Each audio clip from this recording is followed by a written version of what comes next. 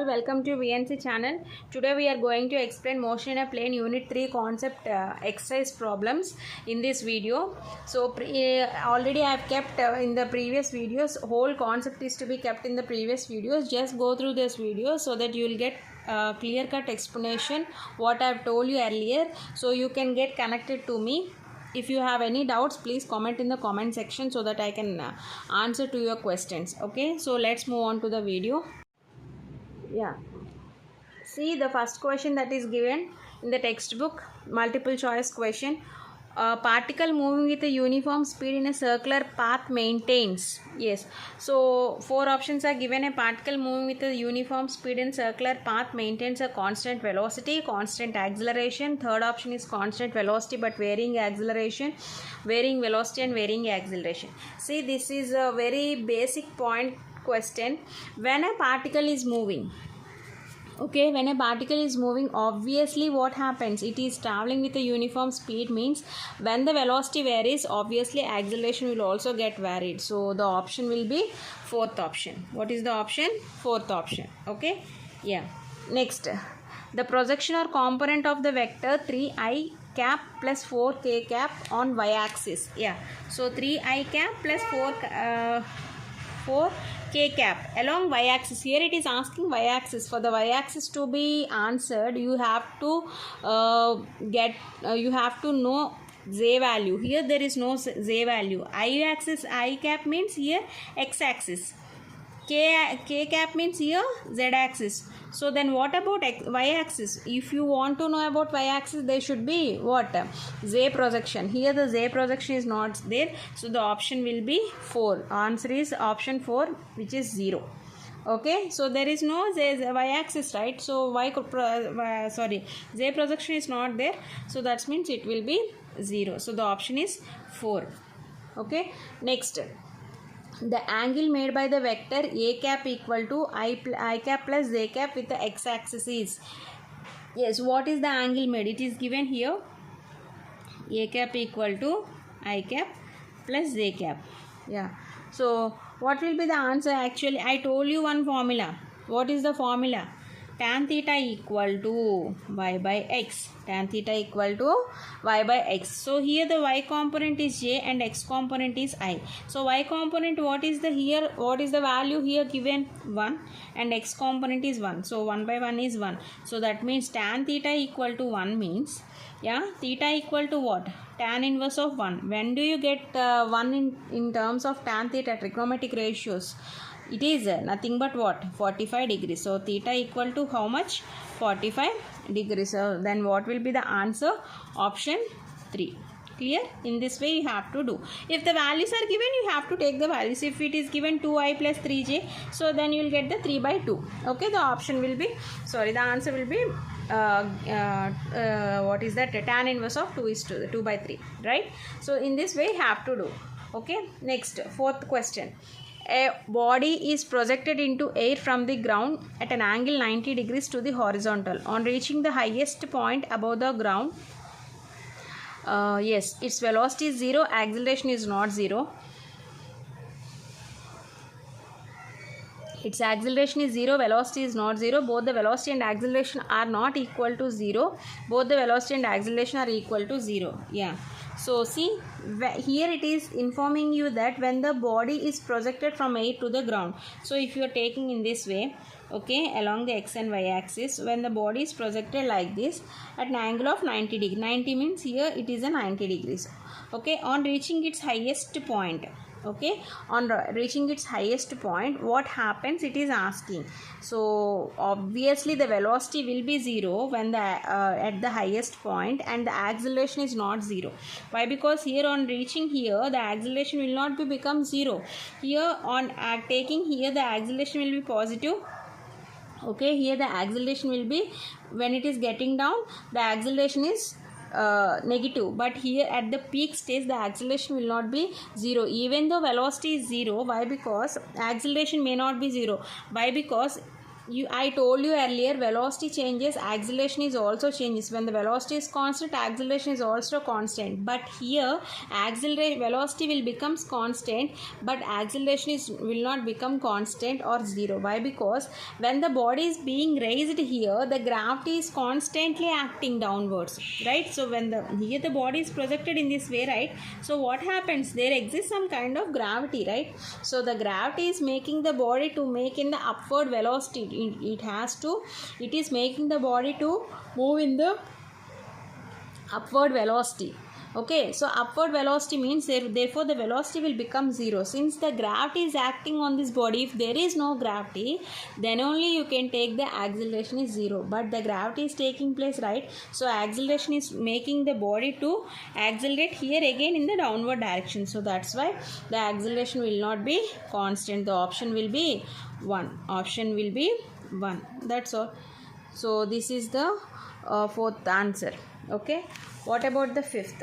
Two balls are projected from the same point in directions 30 degrees and 60 degrees with respect to the horizontal. What is the ratio of their initial velocities if they attain the same height? So if they attain the same height, here two balls, first of all, from the question, if it is telling you two bodies are projected at the same point, two directions are given. One is theta 1 is 30 degrees and theta 2 is 60 degrees. So that is given actually with respect to the initial velocities at the same height. Yes, when they are attaining the same height. I told you the formula height. What is the height formula? U square sine square theta by 2g. This is the height formula, right? I told you in the previous videos. Yes, that means what does it mean actually? We want they are attaining the same height. Okay, attaining same height means if you consider, see, so you can take u square is directly proportional to 1 by sine square theta. Yeah, so why? Because u square sine theta is equal to 1, right? So I am taking in this way, u square directly proportional to 1 by sine square theta. That means what? u1 by u2 equal to, okay, u1 by u2 equal to sine theta 2 by sine theta 1. It is inverse, right? So I am taking sine theta 2 by sine theta 1. What is sine theta 2 actually given?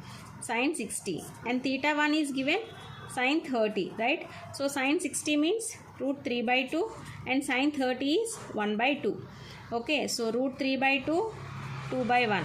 So what do you get? 3:1. Actually many of the students will get confused like sine theta 1 by theta 2. So sine 30 by sine 60, you will get the answer as 1:3 and you will keep the what will be the answer. See, the very next option is given 1:3 and that will be the wrong answer. So you have to take the formula once and you have to see whether it is inversely proportional or it is directly proportional so that you can take the inverse ratios. Okay, so the option is a 1. Okay, option is 1 here.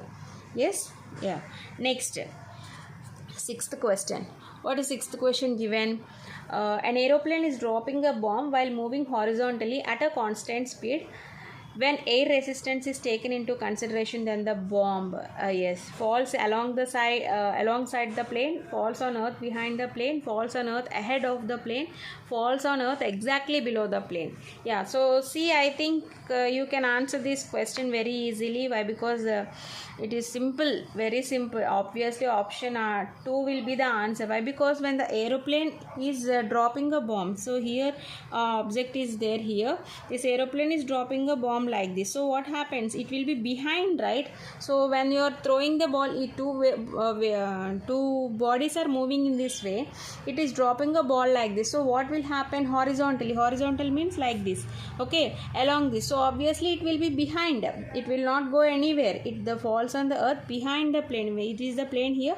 Behind the plane it will get fall. Okay, so the option will be 2. Second option. Yeah. Next, seventh question. What is seventh question? Which of the following is a vector quantity? Yes. See, so in order to answer these questions, you have to know definitely concept. So that's why I'm telling you before entering into this unit, part 5 video, just go through those my previous videos. I have told you earlier all these concepts. Okay, so you will get complete the concept completely understandable. Okay, so see what is the question given, which of the following is the vector quantity. Yeah, what is a vector quantity? It should have a both scalar and magnitude. It should have both magnitude and direction. Clear? So what is a magnitude here? Magnitude and direction, what are the what option does both of them? Distance? No, distance is only a scalar. Speed is only a scalar quantity, and temperature is a scalar quantity, obviously. Option 3, acceleration is having magnitude and direction as well, so option will be third option. Next, what is the 8th question? Which of the following is a scalar quantity? Yeah, what is a scalar quantity? Which should have only magnitude but no direction. Okay, so momentum is a scalar quantity. Yeah, so momentum do not have any direction. Of course, velocity is a vector, force is also a vector. What about the mass? Mass is which is only regard to one constant value. That means it has only magnitude but do not have any direction. So option 2 will be the answer. Clear? Yes. Which of the following, 9th question, which of the following is not a vector quantity? Yeah. So see here, first it is given opt the vector quantity, and this question is not a vector quantity. Yeah, so first option is weight, torque, momentum, potential energy. So what will be the answer? Vector quantity. Weight is a vector quantity, it has both magnitude and direction. Weight will have. Torque is obviously vector, momentum is also a vector quantity, and the fourth, potential is only magnitude. Kinetic energy is regard to the both magnitude and direction, but the potential is not. Okay, yes, so it is not a vector quantity. Next, 10th question, which of the following physical quantity can be negative? Yeah, can be negative. Speed cannot be negative. Speed is always in the positive direction only. Okay, next, mass can never be a negative value at all. Whatever weight mass you are taking, it should have a constant value. Next, velocity, of course velocity can be negative. We can see other option also. Distance is not at all a negative quantity. Okay, so obviously the answer will be 3. Okay, next, 11th answer. See how easily we can take the answers. Why? Because if you know the concept, you will get the answers easily. Next, vector addition obeys. I told you this concept also. Vector addition obeys both associative and commutative law, which is third option. I told you commutative law, AB equal to BA, and associative law, A plus of B plus C equal to B, A plus B of plus C, right? So that is associative law. Yes. Next, what is the 12th question given? The relationship between the time of flight of projection TF and time of flight of projection TF and the time to reach the maximum height TM is.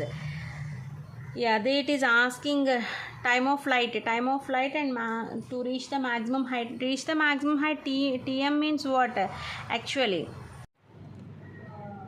So what will be time of flight? Time of flight projection TF and the time to reach the maximum reach the maximum height means ascent.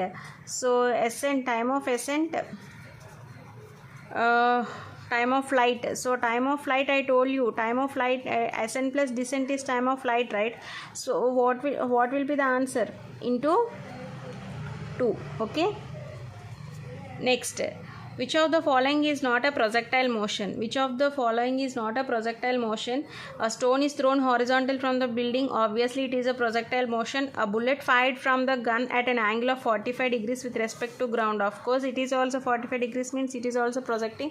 So that is also a projectile motion. Second option is true. Jump of the frog. Obviously, it is also projectile motion. The car moving in a straight line, it is not a projectile motion. It is just moving through a straight line. So the option 4 will be the answer. So 13th question is option 4. Yeah. Next, 14th question. A missile is fired for a maximum range with an initial velocity of 30 meters. If z is 10 meter per second square, then the range of the missile. I told you the formula, range equal to, what is the formula? U square sine 2 theta by g. Okay, so what is u given? U square means 30 square sine 2 I told you for a maximum range means the range should be 45 degrees here and z is 10 given. Okay, so 30 into 30 sine 45, this is 1, right? So by 10, 10 3s are 30, 3 3s are 90, 90 meters. Obviously the answer will be option 2. Okay. Yeah, final question, 15th one. See what is 15th one given. A horizontal range and the maximum height of the projectile are equal. The angle of projection of the projectile is.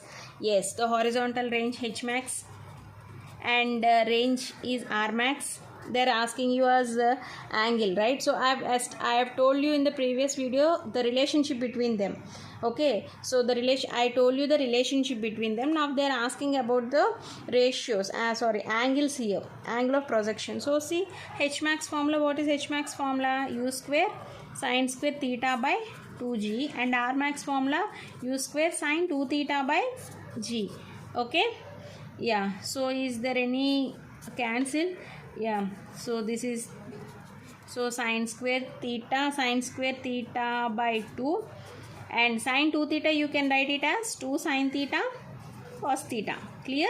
So 2 sine theta cos theta, again sine theta will get cancelled. So sine theta, this one 2 will move in this way and get the cos theta here. Okay, sine theta by cos theta means what? Tan theta equal to 4.